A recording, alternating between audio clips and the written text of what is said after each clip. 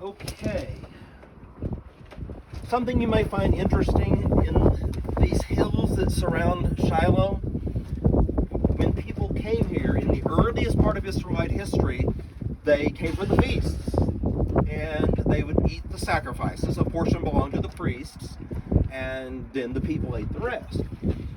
In the Mishnah, you read that when you ate the portion that was yours, you had the tabernacle in view. So if you're taking that literally, you're going to assume that they're sitting or camping on those hills around so they can see the tabernacle while they're eating the portion that has been sacrificed and given to the Lord. So it's kind of interesting because the pottery, these hills on the inside have a lot of Iron Age 1 pottery from the period of the tabernacle. On the back side of the hills, you don't have any pottery on those hills. So it doesn't prove that point, but it's anecdotal and it is interesting that it may support that. Now down this road, that's where the spring is. So it's about 1 kilometer from here. They carried water that far. That's most sites in Israel in antiquity did that. They hauled water. So when it rained, they gathered what they could in cisterns. But then they're constantly hauling water from that side. Okay, any other questions? Have you found any cisterns?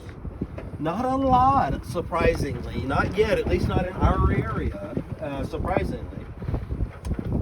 I'm sure we will. Other sites, that we've dug, we have, but not yet here so much. Okay, well, let's keep going up. And these structures that are over here are Byzantine period structures. They have been excavated a little bit by the Bar Ilan team. Maybe later we'll do some work in there. This gives you a better look at the community. This big building on the top is like an ulpan, sort of a school, and it went out of business. And it'd be a really nice daycare quarters, but it's just sitting there vacant right now. And there is a synagogue, of course, in Shiloh. Now, you might be wondering, why isn't there a replica of the tabernacle here? Wouldn't this be the ideal place for this? Down south at Timnah, where our film crew is going tomorrow, is a beautiful replica of the tabernacle, and pictures worth a lot of words. You can picture it. Wouldn't this be the ideal place? Yes, but if I were to ask you how many different faith backgrounds you have, there would be a lot of different ones, okay? We got a lot of flavors in modern Christianity. Well, you got the same thing in Judaism. We got a lot of flavors, and they're not all in agreement. So half of them would love to have a Mishkan replica here, and half of them don't think it's a good idea for some reason, or maybe it's a minority, but anyway, it's a source of contention, and so you would think it would be a tremendous tourist attraction to have a tabernacle at Shiloh, but for now, that's the reason. Yeah. Question, when you talked about the possible building of a hard structure here Yeah. at some point, did they just store the tent material and then pull it back out and go later on with it, or? Okay, so I think the tent was over the building, so it did not have a roof on it, and stub walls maybe coming up to about here. So you got a platform, you've got some walls. So it wasn't a total replacement of the tabernacle tent structure, but in fact just an enhancement around it? That's right. And I think you have the same thing in the city of David. Did any of you see my program I did on David's tabernacle recently? Okay. So I was just there filming again last week, and so you've got a temple structure right next to the Gihon Spring, recently excavated, which is where the Bible says David's tabernacle was. So apparently you've got the same thing there. You've got stub walls with the tent over it. So it seems like that's what's going on. It's a quasi-tabernacle tent. And to understand the tabernacle is to understand Jesus, right? John 1:14, the Word became flesh and tabernacled among us. The skene, the word in Greek for tent, skene, that's where you get the word skin. So Jesus becomes the tabernacle in human skin. The presence of God isn't dwelling in animal skin. The tabernacle is dwelling in human skin. The Word became flesh and tabernacled among us.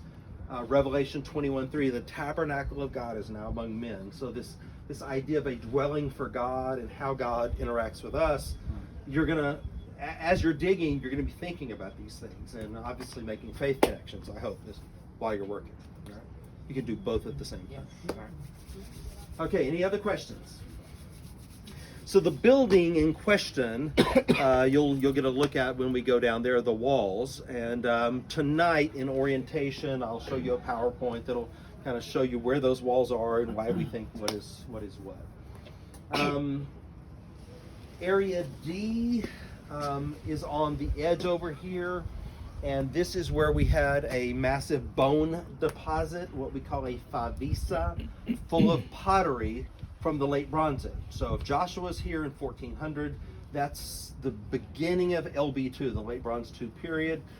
This pottery dates to that period, and the bones are only kosher bones, and there are many thousands of them. And so when it's due east of this building, if you walk directly east, you would run into that bone deposit. Originally, that's why I thought maybe the summit, I knew about the bone deposit, so I thought maybe this made sense because they'd be walking downhill to dump these bones there. The northern platform, again, the problem is they're carrying bones uphill to dump them. Just seems a little illogical to me. That's it's a very important area because you're looking at bones, 2/3 of which are from the right side of the animal, 1/3 are from the left side of the animal.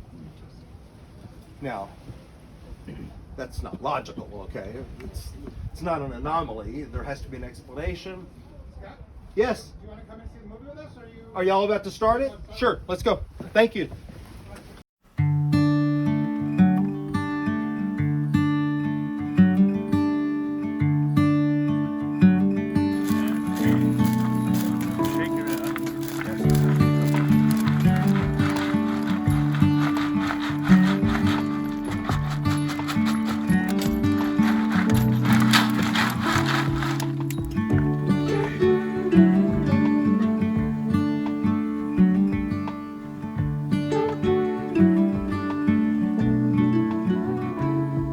Situation is. Okay, well, we have some really lots of extra help here. They are from California, from the Master's College, and they've come here to just be a part of a dig and experience it for the first time. And we sure are grateful. They're moving all the heavy rocks. I mean, massive heavy rocks.